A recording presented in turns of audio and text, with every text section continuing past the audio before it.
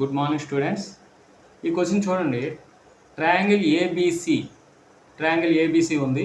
AB equal to AC. ఇక్కడ ముందుని ఒక స్మాల్ ఎం అనేది ఇంటీజర్ కింద ఉంది, నో ప్రాబ్లం.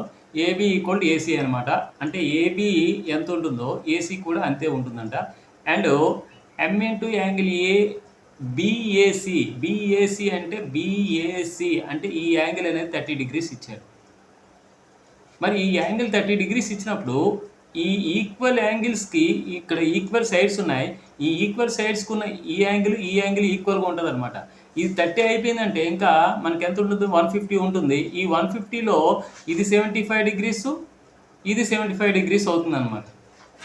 ఇప్పుడు ఏమడిగాడు మనకి? If side B of a triangle ABC is extended to B. ఈ బీసీనట ఇలాగా పొడిగించాడంట డి వరకు. పొడిగించిన తర్వాత then find the angle ACD. ఈ యాంగిల్ అడుగుతున్నాడు. ఇది ఏంటవుతుంది? ఇది ఎక్స్టర్నల్ యాంగిల్ అవుతుంది. ఈ ఎక్స్టర్నల్ యాంగిల్ అనేది ఈ ఎక్స్టర్నల్ యాంగిల్కి ఆపోజిట్గా ఉన్న ఈ ఇంటర్నల్ యాంగిల్స్ ఈ 30 ఈ 75కి ఈక్వల్ అవుతుంది. అంటే 30 + 75 ఎంత అవుతుంది? దట్ ఈక్వల్ టు 105 అవుతుంది. 105 degrees ఎక్కడ ఉంది మనకి? Option B is right answer అవుతుంది. లేకపోతే ఇక్కడ 75 ఉంది కదా, ఈ 75 అంటే ఇదేమో ఒక లైన్. ఇక్కడ 2 పెయిర్ ఆఫ్ యాంగిల్స్ ఉన్నాయి.